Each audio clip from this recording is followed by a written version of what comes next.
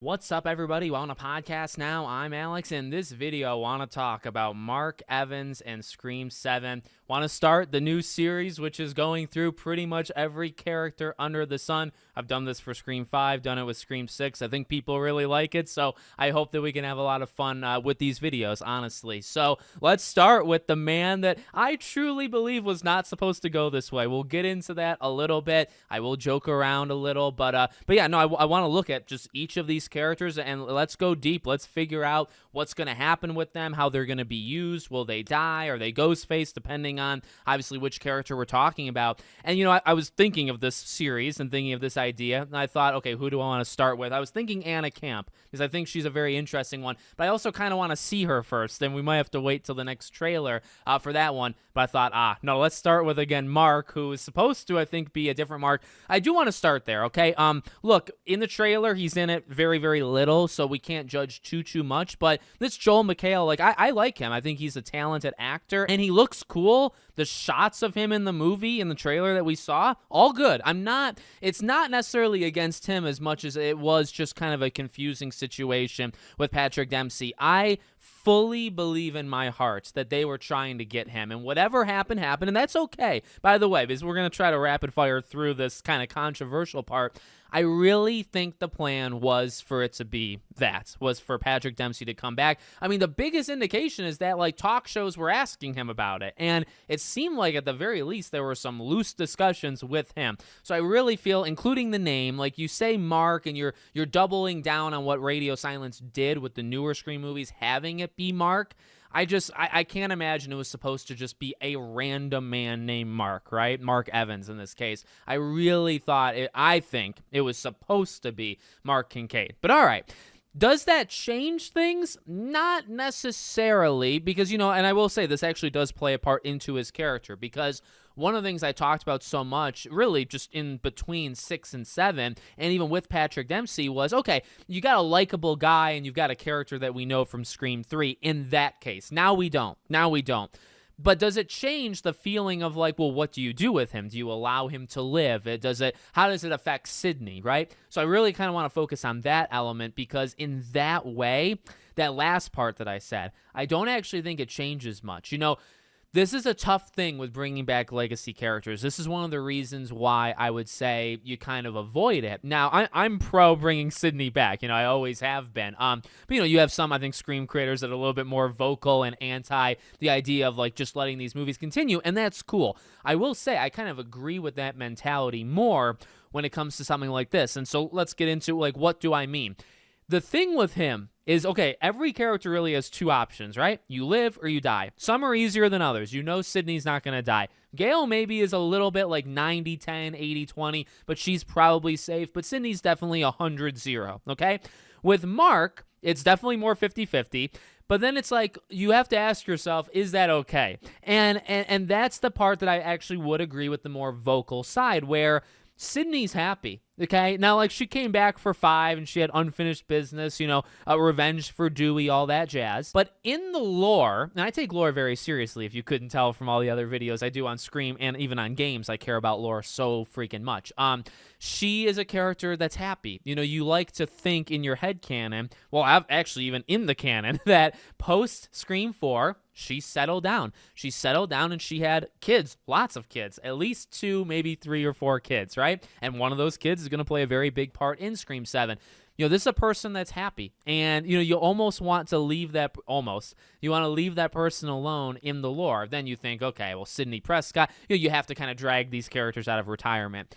The thing is, when you bring her husband with you, you know, what do you do with him? Because if you kill him, and this is kind of the thing with Patrick Dempsey that I don't think changes too much. The only thing with Patrick Dempsey that adds is, like, he's a familiar face. It's a familiar character. This is not a familiar character, but, you know, what they do to Sidney, that stays the same. Does that make sense? The relationship is the same. The hurt would be the same. And that's what scares me a little bit. And now at the same time, like, does that make it not interesting? No, to be honest, it makes it very interesting, because, like, if you take him out, you are introducing a whole new world of hurt to Sidney that she's never experienced, you know. And another thing to keep in mind too, and eventually, you know, we'll get to Tatum, her daughter. can you really take out children? Now, her, like, the younger girls, if there are younger girls, right, they're probably hidden. They're not going to get taken out. You're not going to go after them. Tatum, though, is more confusing because they've already done stuff like, say, with Jill, right? Like, they're not afraid of making those people either killers and or actually taking them out. So, like, I guess what I'm trying to say there is there also needs to be a sense of danger. There needs to be a sense of, like, these people can be taken out. We talk about that a lot. You know, that's the main thing with Mindy and Chad that people, including myself, don't like, is they seem invincible, and you don't want invincible characters. Like, yeah, we've had Dewey, Gale, Sydney, and the Dewey thing is so controversial, but the point of, like, being invincible and not being invincible, that is an okay point to make every so often, you know? So I think about that too, where it's like, okay, well, the other kids of Sydney safe, right? All you're really messing with is Sydney, Tatum, and Mark. Sydney's not going anywhere, right? That's like a logistic thing. That's the character and kind of being larger than the movie. But Tatum, you could really do whatever, but there might be some sensitivity there. Maybe you don't want to. Mark is absolutely the easiest target. I would even throw Gale in, right? If you want, I was trying to just stick with the family, but if you're having all of them, including Gale, I think Mark is still number one on that, on the list of, like, yeah, you could take him out. It would hurt. It would be something that, you know, you're really messing with her family. The thing is, I mean, we keep saying it without really saying it.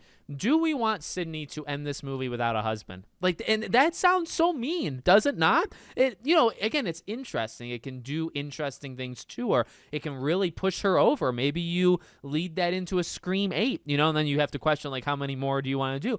But, like, it can have, like, really big implications that are something we've really never seen and almost kind of too dark to even go. But at the same time, do you go there? You might. You have to have these characters have a sense of, you know, dread and have it be like Ghostface can strike and take out any of these people, even though technically some might be more safe than others, and he might be one. It's just, yeah, I just struggle with that idea, right? You open the movie, it's post-Scream 4, and, you know, we had 5 and 6. Now, she wasn't in 6, so she leaves her family in 5 to solve that situation and goes back. They've been together a long time. You know, I don't know how old Tatum's maybe supposed to be, but you think probably in the lore, 15 to 20 years, you know, these people have been around, maybe even specifically Mark and Sydney, 15 to 20 years. So she starts the movie with a husband. Does she leave the movie with him dead? Is that too harsh? Like, does that shock her world too much? I don't know if I can get past that. Maybe that's a me problem. You know, maybe you should say, Alex, move on, and I will in just a second. But that's kind of where I'm at, is like, that's such a hard line to figure out, like, which side you want to be on. As for the trailer itself, I don't want to leave this video without mentioning at least what we saw. You only see him a couple times. I think 3 technically in all, right? So you see when he's facing Sydney, and then Sydney turns around. I don't know if that's literally when, say, Ghostface is going to drop from the attic. They could be messing around with scenes. But okay, so he's there, and we don't really know how that goes. I mean, all you really know is, you know, Sydney and Tatum find themselves in the vault, the safe, and then they eventually start creaking their way through the walls. Now, I imagine it's to get to Mark or to get to the other kids if the other kids are there at that point.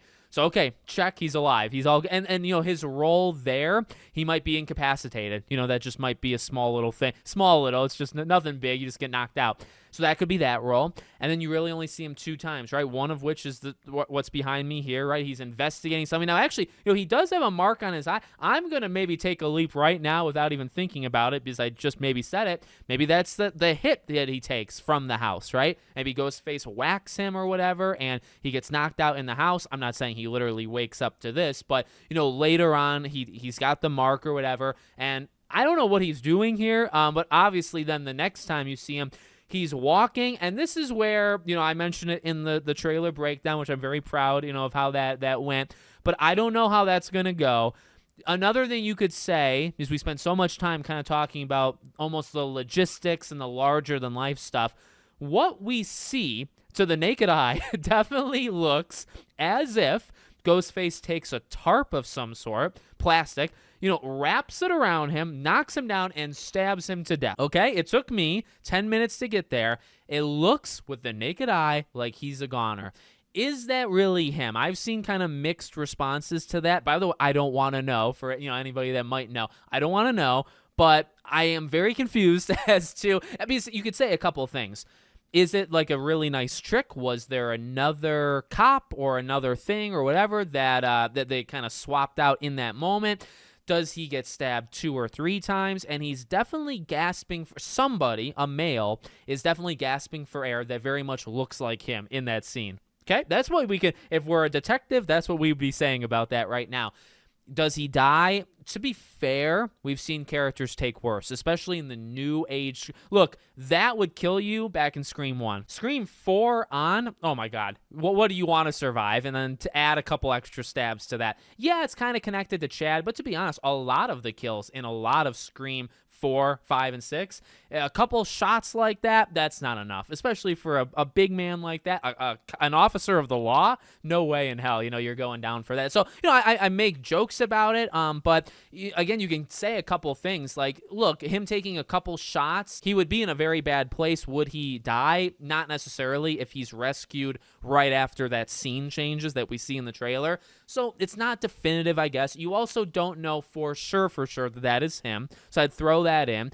And then the other thing I guess to think about too is if I'm wrong about everything I just said the last 3 minutes, right? Then, I praise them for not giving a lot away in that trailer. I think they did a really excellent job with keeping it as kind of straightforward as possible, giving you the gist of it, making it tense and having some fear and having some badass moments, but also not giving stuff away. I would like to retract that statement. If he dies right there, that is him. There was no trickery. There was nothing that happened that changes that scene, and that is him, and that he does die there, then I will retract it will take a lot, but I would retract my statement and say, no, I'm not really pleased with that trailer anymore, because if that's what you take away from the trailer, that's not okay. So, I mean, that is something I think you have to talk about, right? He's only in the trailer 3 times, and one of the times is him dying, at least if that's how you're supposed to view that scene. So we'll see. Well, you guys let me know definitely what you think of that scene for sure. I've also, I think, really moved off, I was very confused of who that person is that Ghostface is dragging in the house where there's the girl in the background. I don't think that's him. He was one of my 3 options that I was thinking it could be. I'm going to retract to that for sure and say that wasn't him. So yeah, I really think he was in the trailer 3 times, and one of which he was being stabbed, potentially. So not in a great place, but we'll see. I also, in terms of what we would see from him, I want to see that family dynamic as much as possible. I also think that's important if you lose him. I spent so much time talking about basically what it would do to Sydney. Well, there's also a building aspect to it, right? Because it's not just, okay, well, what's it? You walk into the movie, they're married, and she's got a husband, and then you leave the movie and she doesn't. Saying that's one thing, and it's impactful because we've seen her for multiple films. One thing we haven't seen though is a family dynamic, right? And that's kind of what I'm thinking is the last thing I guess I'll say here is if I'm thinking about what I want to see from him in the movie, it's really more this partnership with Sydney, this marriage, and just how do they act together?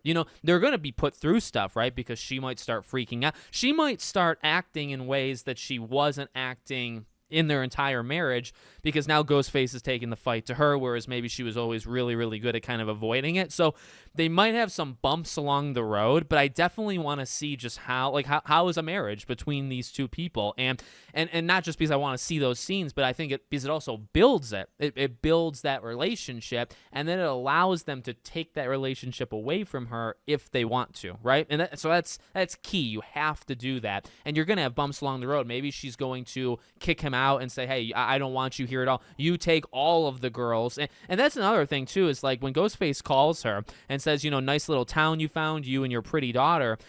I'm sure things are being cut and whatnot, but is he not there? And did they leave? And why is Tatum with her when if Mark were to take everybody else, why wouldn't Mark take her as well? There's more lines there that they're just not playing for us. So there's definitely more, but I would say those are the big takeaways, right? Show the family dynamic, show some bumps and bruises, along the way, have some maybe badass moments. It would be really cool if he's probably going to put up a fight, at least if there's more to that scene towards the end of the trailer than we think there is. So just kind of show like a well-rounded, like who this guy is and then the relationship between them. And then you got to make a decision. Oh, I guess I should say, maybe we can say for any character that it makes sense for, is he Ghostface? The answer, in my opinion, would be no. It would be extremely odd to have a relationship and multiple kids born out of the relationship to be the longest play possible for a Ghostface, right? That's a tough one. And it's probably what holds me back from Tatum as well, is it's just like,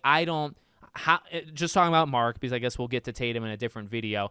You wouldn't marry, you wouldn't be together for almost 2 decades, you wouldn't have 3-4 kids. The long play is too long to then, at this point in your life, in Scream 7, to say, no, I was planning it all along, I'm Ghostface. It would be ridiculous. So, will he die? 50-50. I'm not really sure. I'll do a death prediction video later where I will make a prediction and put myself out there. So I'll leave it open for now. Is he Ghostface? Absolutely not. I can say that right now. So let me know what you guys think. Make sure, as always, you're subscribed to the channel, bell icon turned on, and I hope to see you all on the next one.